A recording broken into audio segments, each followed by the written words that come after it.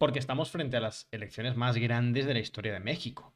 Se eligen, por supuesto, Poder Ejecutivo, presidente, vicepresidente, se renuevan las cámaras legislativas, Congreso y Senado, y se renuevan numerosas alcaldías, municipios, gobernaturas. Si no me equivoco, son 8 estados los que van a urnas Tenía por aquí la lista, de un momento. Estados en los que se vota gobernador y jefe de gobierno son Chiapas, Guanajuato, Jalisco, Morelos, Puebla, Tabasco, Veracruz, Yucatán, bueno, y Ciudad de México. En varios de ellos no gobierna Morena. Recordad que Morena, si no me equivoco, tiene el control de 21 o 22 si contamos la alianza con los verdes, con el Partido Verde. El control de 21 de los 31, me bailan los números, 31 estados que tiene México, y varios de los estados que van a votar gobernador no están controlados a día de hoy por Morena, sino que los gobierna, si no me equivoco, el PAN en mayor medida. Y puede que pierdan esos estados el PAN, con la oposición a Morena, y que Morena todavía amplíe el control territorial que tiene, en términos políticos me estoy refiriendo, en México. Iremos con eso. De todas formas, yo creo que lo primero es ir a una cuestión más de las elecciones presidenciales. Claudia Sheinbaum, Xochitl Gálvez, Maines, las encuestas. En un principio, a la luz de lo que tenemos, debería ganar Claudia Sheinbaum sin mucho problema, que ahora mismo vamos a proyectar un momentito una foto de las dos grandes candidatas, para que vayamos todos poniéndonos en contexto, porque, a ver, al final México es un país importante, nosotros sabemos que varios de vosotros, incluso sin ser mexicanos, que de todas formas he visto a Village en el chat, no se pierde nada, es increíble. Muchos de vosotros no tendréis tan ubicadas las elecciones en México. Bueno, vamos a poner entonces una foto de las dos principales candidatas, de Claudia Sheinbaum y Xochitl Gálvez. No obstante, José, parte con bastante ventaja Claudia Sheinbaum, que es la dirigente que presenta Morena, el partido de gobierno, la sucesora de Andrés Manuel López Obrador, un Andrés Manuel López Obrador que viene con más de un 60% de popularidad, pero que no se puede presentar a la reelección por cuestiones constitucionales. 21 de 32, me dice ahí Village. Efectivamente, 23, porque Sí, es Morelos y San Luis los gobiernan aliados de Morena, efectivamente. Y entonces entiendo que, según las encuestas, estos 23 de 32 se deberían ir a 24, o sea, 26, 27 más o menos, por lo que he visto. No sé exactamente cuánto será, pero que va a ampliar su control territorial parece un hecho. Dicho lo cual, vamos con lo otro, José. Entiendo que las encuestas lo que nos muestran es que Claudia Sheinbaum debería ganar, a pesar de que hay una cierta tendencia en las últimas, diría que 2 semanas, una caída relativa de Morena, del oficialismo mexicano, que no obstante en un principio no debería afectar al resultado final porque la ventaja inicial era muy fuerte. exactamente, sí. A ver, en este caso, creo que Claudia Sheinbaum tiene muchas posibilidades de ganar las elecciones. En gran medida, yo creo que no tanto por ella, ni porque haya hecho una campaña magnífica. De hecho, también te digo, hay bastantes quejas de que la campaña ha sido excesivamente larga. Oficialmente Duró más de empezó en un mes y septiembre. medio, 2 meses, la oficial al menos. Los debates presidenciales empezaron hace 2 meses. Claro, sí, pero bueno, teóricamente empezó en septiembre del año pasado, pero realmente no, realmente había empezado incluso antes, porque antes había habido también algún proceso electoral. Entonces, realmente, bueno, no, perdón, no proceso electoral. Hace poco menos de un año es cuando Morena elige quién va a ser su candidato, que ahí es donde está, que si Claudia Sheinbaum, que Sí. si Ebrard. exacto, el ex canciller, que no me sale el nombre ahora mismo. Marcelo Ebrard, Marcelo Ebrard. Y bueno, eso, Marcelo Ebrard y otros cuantos. Y claro, en ese momento también la oposición se ve un poco en la tesitura de, bueno, realizar una especie de proceso de primarias en el cual sale elegida Xochitl Gálvez. Pero bueno, ya digo, más allá de eso, creo que Claudia Sheinbaum tiene un voto asegurado, ya digo, no por unas elecciones, no por un, perdón, un proceso electoral magnífico que haya hecho, sino más que nada por la imagen de Obrador, que no deja de ser una figura muy importante en la política mexicana, en gran medida bastante personalista Y bueno, yo creo que su función principal es mantener la tendencia, ¿no? Lo que pasa que, como digo, esa extensión de la campaña electoral, yo creo que en determinados puntos la está perjudicando y hemos visto cómo en las últimas semanas se ha reducido ligeramente la ventaja que tiene con respecto de sus rivales, Xóchitl Gálvez por el Frente Amplio y de Maínez por Movimiento Ciudadano. De hecho, Maínez ha estado también creciendo, en este caso, sobre todo a costa de Morena. Lo interesante ahí sería que se llegara a dar o sea, un escenario donde pudiera darse la posibilidad de algún tipo de coalición, obviamente muy hipotético esto, entre el Frente Amplio y Movimiento Ciudadano, más que nada porque sería la primera vez también que en México, a nivel nacional, a nivel federal, se da este tipo de escenario, ¿no? Normalmente hasta la fecha todo ha sido pues mayorías absolutas y en este sentido, ¿no? De que no haga falta pactar con nadie y demás. Pero bueno, ya digo, mm, Sheinbaum yo creo que tiene toda la pinta de poder ganar estas elecciones, aunque ha ido perdiendo fuelle a medida que se ha ido acercando la fecha de las elecciones. Para los que nos habéis preguntado últimamente en relación a los partidos que conforman las distintas coaliciones, mirad, tenemos por un lado, sigamos haciendo historia. Básicamente la candidatura oficialista, la que parte con bastante ventaja en las... Estamos hablando de las elecciones presidenciales. Luego, las distintas elecciones a gobernador tienen sus entresijos propios. Las elecciones presidenciales tenemos por un lado a Morena junto al Partido del Trabajo y el Partido Verde. Por eso nos comentaba Village antes en el chat que aunque Morena como tal tiene 21 gobernaciones, hay 2 gobernaciones dirigidas por partidos aliados, ¿sí? Parte de esta coalición. Y por otro lado, la coalición Fuerza y Corazón por México, la de la candidata Xóchitl Gálvez, del PAN, del PRI y el PRD. Es decir, nos hemos cansado en los últimos meses, tanto con José como con Alex, como con Néstor cuando ha venido, de hablar de esos tres. Dos de ellos son los grandes partidos históricos de México, el PRI y el PAN. El PRD, partido de izquierdas que surge, bueno, surge, no sé exactamente si ya existía, pero que empieza a ganar fuerza hace, diría que una década y media, 2 décadas, empieza a consolidarse como gran jugador del tablero político mexicano. De ahí, si no me equivoco, viene Andrés Manuel López Obrador, ¿verdad, José? Y esa gran coalición, fijaos, o sea, estamos hablando, yo no sé, por ponerlo en términos españoles, para que entendamos la magnitud de lo que ha supuesto Morena en México. En la carrera de ciencia política en España se estudia, cuando tú estudias los sistemas políticos o lo que se llaman sistemas de partidos o sistemas democráticos de partidos no competitivos. Son sistemas formalmente limpios, formalmente legales, en los que en la práctica hay un partido que por cuestión de redes clientelares, de control de distintas instituciones, de representatividad, etcétera, siempre gana. Y además es capaz de absorber a los cuadros políticos y técnicos de los otros partidos. Bueno, eso fue el PRI en México durante muchísimas décadas, diría que cerca de 100 años. Ganaba elecciones una detrás de otra. Había un partido que le hacía competencia, sobre todo en algunas elecciones de gobernación. Cuando el PRI tenía un mal momento crecía, pero nunca llegaba a ganar las elecciones, que era el PAN. Y después surge, hace no tanto tiempo, empieza a crecer el PRD como una alternativa socialdemócrata de la izquierda mexicana, izquierda institucionalista, y se consolida durante unos años un sistema político entre el PRI, el gran partido histórico mexicano, el Partido Revolucionario Institucional, el PAN y el PRD.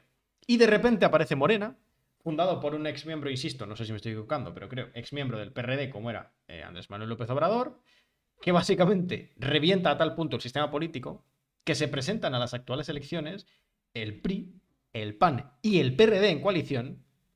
Y lo más posible, a la luz de las encuestas, es que Morena le saque 20 puntos en las elecciones presidenciales. Insisto, por ponerlo en España, esto sería como una coalición entre el PP, el PSOE. Bueno, es que en España nunca ha habido, vamos a decir, entre el PP, el PSOE y Sumar hoy en día para detener a un partido emergente, por así decirlo. Incluso metería dentro a Vox, porque también hay sectores en esta gran coalición que se asemejarían. Todos los partidos de España, los 4 grandes partidos actuales en España, las 4 grandes familias políticas actuales en España, tuvieran que presentarse todas en una coalición para frenar a un partido político emergente y que no le ganasen. esa es la dimensión de lo que ha supuesto Morena en México. No sé si quieres hablar un poquito, José, más en cuestiones, lo que ha sido una valoración de lo que ha sido el gobierno de Andrés Manuel López Obrador. Tú has hablado mucho de la cuestión de la seguridad. Hay también cuestiones Mm. económicas. Es cierto que hay ciertas mejoras, por ejemplo, en cuestiones de la vivienda. Siempre estamos hablando de un gobierno, no hay que confundirse, Morena no es un partido revolucionario. Morena es un partido, si se quiere encuadrar, regeneracionista, socialdemócrata, pero que ha continuado con algunas de las tendencias históricas de la política mexicana, como por ejemplo las cuestiones de las redes clientelares. Ha habido ciertas mejoras percibidas al menos por la población mexicana, por ciertos sectores de la población mexicana en relación a la pobreza, no a la pobreza absoluta, pero sí a la pobreza moderada. Ha habido mejoras en la cuestión del acceso a la vivienda, pero siempre, como digo, en base a reformas, no a transformaciones estructurales en México. Por ejemplo, no ha habido transformaciones estructurales en la cuestión agraria, no ha habido reformas estructurales en la cuestión de la propiedad de la vivienda, ha habido reformas, ha habido planes estatales para mejorar el acceso a determinados ámbitos del consumo, que efectivamente ha generado una mejora o una percepción de mejora en la calidad de vida inmediata de la población, aunque quizá la gran asignatura pendiente ha sido la cuestión securitaria. Yo antes de este directo, José, estaba ayer viendo un análisis, no recuerdo de qué medio era, no sé si era de France 24 o de DW, no me acuerdo exactamente, pero bueno, de Deutsche Welle, no sé de cuál de los dos. Que básicamente confrontaban dos visiones, había una figura más favorable, o no sé si diría favorable, pero que valoraba de manera más positiva la gestión de la seguridad por parte del gobierno de AMLO de lo que habían sido gobiernos anteriores, y otra que decía que la gestión había sido peor. Eso sí, los dos coincidían en que cuando uno analiza año a año los 6 años del sexenio de AMLO en cuestión de seguridad, sí que se percibe una mejoría en relación a los primeros años de AMLO. Uno de los dos que debatía decía, claro, es que esto lo arrastraba de los gobiernos anteriores y hay una mejoría en lo que sería el cuarto, quinto y sexto año de AMLO en relación al primero, segundo y tercero. No sé cómo lo valoras, si crees que este dato no es reseñable, si marca una tendencia, porque ahí es una cuestión compleja de analizar en México y de analizar el gobierno de AMLO en ese sentido. Uf, muchas cosas, muchas cosas. Pues vamos a ver, por empezar por el tema de la seguridad. Si empiezas a ver el número total de homicidios por año, sí es cierto que ha habido una muy, muy, muy ligera bajada, un muy ligero descenso, digamos, sobre todo desde hace más o menos 3 años para acá. Pero ya digo, ha sido muy ligero. Lo que ocurre es que sobre todo yo diría los 2 primeros años de López Obrador han sido terribles, han sido de récord y estamos bajando de ese pico, ¿vale? Entonces, eh, tenemos que pensar que en el cómputo total, en el sexenio de Obrador, solo con los 5 primeros años, sin incluir el sexto, que por cierto, hoy son las elecciones, pero López Obrador todavía va a seguir unos cuantos meses en el poder. Entonces, solo con los 5 primeros años ya tenemos más fallecidos que en el sexenio de Peña Nieto. Creo que tomando muy poco de 2024, 2, 3 meses, y los 5 años anteriores, ya había 180.000 homicidios por unos 150.000 del sexenio de Peña. Así que esto en primer lugar, es decir, en global, este sexenio ha tenido un impacto en materia de homicidios bastante fuerte. Como hemos indicado, hay una línea descendente, pero muy suave y muy expuesta, yo creo que a poder revertir en cualquier momento. La cuestión también, yo creo que aquí hay que diferenciar datos, cómo se tratan los datos y sobre todo el tema de la percepción.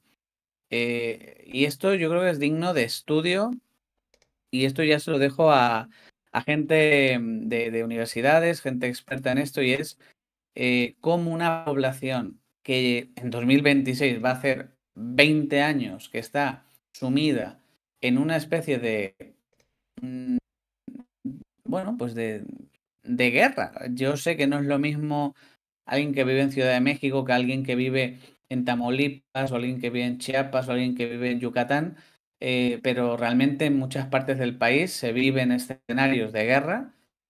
¿Cómo impacta esto en su percepción de la realidad? Porque yo creo, y esto es pura opinión, que llega un punto que aunque realmente tu percepción puede haber sido mala en un inicio, llega un punto donde como eso no cambia y la cosa se enquista, creo que llega un punto donde tú ya lo racionalizas, bueno, no sé, lo relativizas y a lo mejor tiendes a restarle importancia.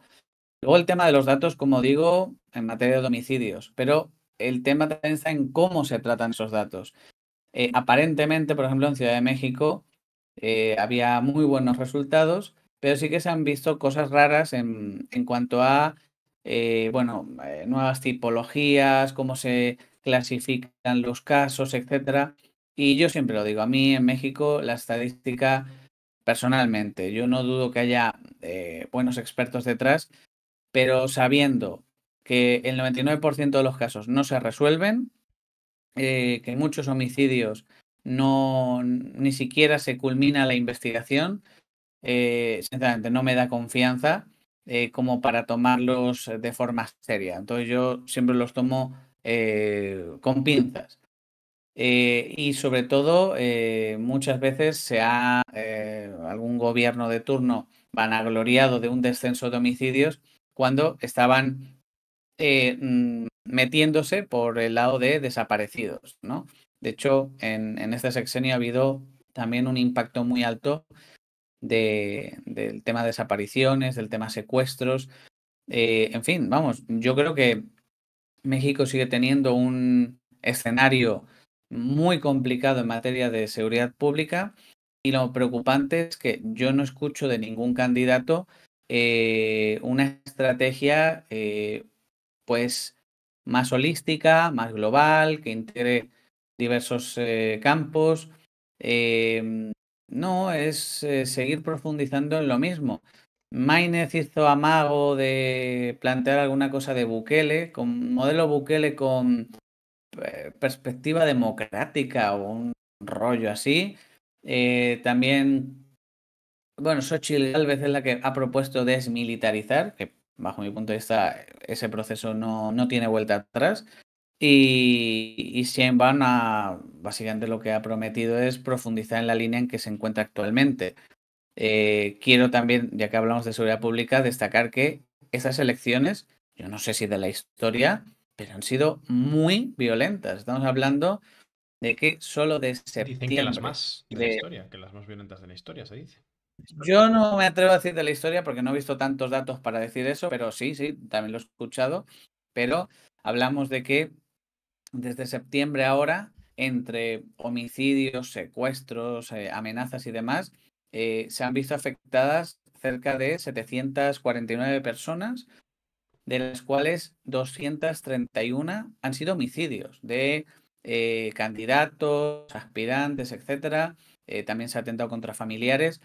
Ha habido asesinatos en pleno meeting. De hecho, yo destacaba en la newsletter que justo publicaremos hoy el homicidio del candidato del Frente Amplio por Coyuca de Benítez, del estado de Guerrero, más o menos cerca de la ciudad de Acapulco, como, bueno, pues en pleno acto electoral de cierre de campaña, el 29 de mayo, con la supervisión de 15 guardias nacionales que tenía pues ahí encargados de vigilar y de cuidarlo, pues como ahí mismo un sicario lo mató por la espalda a tiros. De hecho, es bastante impactante ver cómo alguien está grabando el evento y en plena cámara y nada, a Sí, pocos la foto del metros arma, de ¿no? él se ve la pistola, ¿no? O sea, terrible. Y ahí, sobre todo Morena, pues obviamente por una cuestión de que tiene mayor presencia en el país, se presenta en todos los sitios, pues obviamente es el partido más afectado con respecto a fallecidos. Pero digo, ha sido brutal y sobre todo lo que no se habla, porque los muertos, fatal, pero la cantidad de deserciones, por llamarlo de alguna forma, en masa que ha habido de candidatos, de candidatas en distintas partes del país, en Chiapas, en Michoacán, etcétera. Y sobre todo, un punto importante, Edu, en las elecciones, no sé si fueron las de 2021, hubo unas elecciones ahí, no a la presidencia, sino a gubernaturas y tal. Hubo en todo el país, creo que son 4 casillas electorales que no se habilitaron. 4 casillas electorales, entendemos, pues 4 mesas electorales, Sí. etcétera. En esta ocasión, el INE más o menos está comentando, de hecho, eso sí lo tendré que corregir de la newsletter porque yo lo puse, que no se han habilitado, yo había puesto 168, no, 222 casillas electorales, por lo que definitivamente hay varios, creo que se estima entre 60 y 80 mil personas en el país que no van a poder votar porque en donde viven no se va a habilitar una casilla electoral, van a poder hacer uso de la casilla especial, es decir, una casilla situada en otro punto, se entiende que más o menos cercano, pero ya el hecho de votar en esas casillas implica que no pueden votar a todo. Pueden votar al presidente, pueden votar, creo también será al gobernador, pero entiendo que los cargos municipales no. Entonces, estamos hablando de que hay partes del país donde el Estado no puede garantizar la seguridad, no solamente durante el proceso electoral y durante el día de las elecciones, que es hoy, sino posteriormente, porque si tú votas y gana el que no estaba previsto que ganara, el grupo criminal de turno que esté en esa zona, ese no se va a ir. En cambio, el soldado, el policía, el guardia nacional que está ahí destinado, ese sí se va a ir y tú te quedas ahí expuesto. Entonces, creo que esto es bastante grave y es bastante sintomático de lo que ocurre en México. Es que fíjate, nos dice Village, ese sicario, del que estábamos hablando, iba en silla de ruedas y de repente se paró y lo Sí, mató en sí. cuestión de segundos, que por mucha vigilancia que haya, el narco en los niveles que se encuentra en México, yo escuchaba un podcast el otro día que planteaba que México era probablemente el país que mayor problemática tiene con el narco en todo el mundo. Pues hay definitivamente zonas, grandes regiones del país que el Estado o bien está ausente o bien está totalmente corrompido. Me cuesta cada vez más, si te soy sincero, Edu, decir que está penetrado por el crimen organizado, porque creo que no estamos ya solo en ese punto. Yo creo que ya estamos en un punto donde la política, sobre todo municipal, y también entiendo que en algunos estados, eh, usa al crimen organizado para conseguir en fin, sus objetivos políticos. Si yo me presento y a las elecciones y me quiero quitar a un candidato de encima por, en fin, pues voy a recurrir al crimen organizado para ello. No sé, ya digo, creo que hay esta simbiosis, ¿no? Crimen organizado que quiere, eh, de hecho, ese es el objetivo de toda esta violencia, que esas redes de impunidad que tiene se mantengan y no solo que se mantengan, que se amplíen en la medida de lo posible y dejar claro quién manda ahí y que por mucho que te asignen una escolta, va a ser una escolta ahora, pero si no es ahora, más adelante te van a matar. Y hay un caso que ocurrió hace unos días en Puebla, donde falleció Jorge Huerta, que era aspirante, sí, sí, creo que era aspirante no, bueno, Jorge Huerta era de un municipio de Puebla. No me acuerdo ahora mismo de cuál era, de Izúcar, creo que se llama el sitio. Bueno, pues se acercó el presidente estatal del Partido Verde Ecologista en Puebla, que es Guillebaldo Reyes Méndez, estuvo como hablando con este Huerta y a continuación se retiró y como que hizo la señal de que es ese y a continuación apareció un sicario y mató al, al regidor de la alcaldía por Izúcar. Entonces, es decir, ya tenemos hasta la constancia de que hay políticos que señalan directamente al sicario para que mate al rival de turno. En fin, es terrible la situación que se vive en zonas de México. Y aquí hablamos de Puebla, que no es una zona inhóspita de Guerrero y tal. No, estamos hablando de una zona del centro del país. Bueno, yendo a las cuestiones de las elecciones de gobernatura, elecciones a gobernador, tenemos, por ejemplo, a ver si no me pierdo mucho, ¿vale? Voy a intentar, dadme un momento. Esto es un poquillo Yo, lioso, pero yo dentro de que las de gobernatura no he visto tantas encuestas. Sí te puedo decir, decías antes que quizás Morena podría reforzar su poder. Sí, es correcto, pero también te cuento que puede perder una gubernatura muy importante que es la de Veracruz, sí, la de porque Veracruz. bueno, la que se quiere presentar a gobernadora, Rocío Nale, se ha envuelto, bueno, está envuelta en supuestos casos de corrupción y están saliendo cosas de esta señora bastante, en fin, que puede haber sorpresa de cara a las elecciones en este estado. Lo Sí, sí. conozco más y le tengo más cariño, también te digo, a este estado que a otro. Lo tienes vigilado, lo tienes vigilado. Sí. Mira, nos dice Village, justamente la gobernadora de Colima la tiene amenazada de muerte el cártel de Jalisco. Hasta se dice que cuando gane Sheinbaum, ella se irá y se unirá a ella en Ciudad de México. Bueno, es que en este sentido, por dar un poco de marco general, sin que entremos mucho a profundizar, pero para que la gente entienda por qué hablamos de que son las elecciones más importantes o más grandes de la historia de México, no solo por la cuestión de la presidencia y del poder legislativo, fijaos, voy a intentar ordenarlo bien y explicarlo bien. Se va a las urnas para elegir gobernador en Chiapas. Chiapas, donde actualmente está gobernando, lo tengo aquí apuntado, Morena. En un principio debería revalidar. Se va a las urnas también en Guanajuato, donde actualmente gobierna el PAN. Y es posible que Morena gane esa gobernación, es decir, que sume una más a su lista. Sabéis que a día de hoy entre Morena y sus aliados estamos en 23 de 32. Se va también a las urnas en Jalisco, donde actualmente gobierna Movimiento Ciudadano. Yo haya visto las encuestas, yo creo que está un poquito Morena podría entrar, pero no veo imposible la reelección de Movimiento Ciudadano si es que no me estoy confundiendo. Se va a las urnas también en Morelos, se va a las urnas en Puebla. Puebla no me acuerdo quién lo estaba gobernando. Eh, Yo creo que Morena, Morena, creo. claro, era Morelos el que lo estaba gobernando el PES. Después está Tabasco, que lo gobierna actualmente Morena. Estoy aquí con la chuleta, ¿eh? Sí, en Puebla está Alejandro Armenta Mier, que es de Sigamos Haciendo Historia. Vale. Y luego, claro, y estaba Yucatán, donde actualmente gobierna el PAN y es muy posible que Mm. gane Morena también. Bueno, muy posible, es posible que gane Morena. Es decir, insisto, actualmente 23 de 32 gobernaturas tiene Morena y sus aliados. Ese número podría subir fácilmente a 26, por ejemplo, 27. Es decir,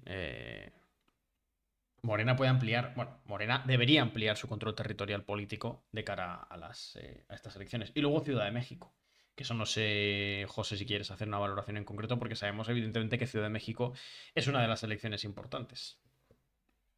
Sí, a ver, en el caso de Ciudad de México, sé que ha habido ahí varios debates y no sé, la verdad que no me ha enamorado mucho seguir el tema de Ciudad de México porque es todo como muy sucio, mucho fango. Bueno, básicamente las opciones más importantes son Clara Brugada y Santiago Taboada. Digo que han sido muy sucio porque, bueno, y Chertorivsky, que es el tercero también en discordia por Movimiento Ciudadano. Digo que ha sido muy sucio el debate por acusaciones mutuas de corrupción y demás. Y realmente creo que bajo mi punto de vista, vamos, ninguna ha estado a la altura de lo que, vamos, la principal urbe del país, una de las principales zonas metropolitanas del mundo, necesita, porque Ciudad de México y su área metropolitana tienen graves problemas con la cuestión del agua, tienen graves problemas con el tema medioambiental. Día sí, día también tienen que declarar las medidas de restricción por contaminación. Y sobre todo, Ciudad de México siempre se ha visto como una especie de isla de seguridad en tema de seguridad con respecto al resto del país. Y empezamos a ver cómo cada vez se va permeando más esa idea. Y sobre todo también ha habido bastante polémica con la presencia, también en temas de seguridad pública, con el hallazgo de fosas comunes en territorio de la Ciudad de México. Y aquí, bueno, pues ha habido bastante polémica porque, una de las principales líderes a nivel nacional eh, de fallecidos y demás, que es Ceci Flores, encontró una fosa. Durante varias semanas estuvieron comentando que se había saltado los protocolos, que en realidad eso eran huesos de perro, que no sé qué, de animales y tal, que son ganas de perjudicar y tal. Y justamente salió en estos días, creo que ayer o antes de ayer, la fiscalía a confirmar que eran huesos humanos. Entonces, ya digo, yo he seguido algo más Ciudad de México, pero o sea, no me ha enamorado mucho lo que he visto porque creo que un poco como ocurre a nivel nacional, pero más en el barro, ¿no?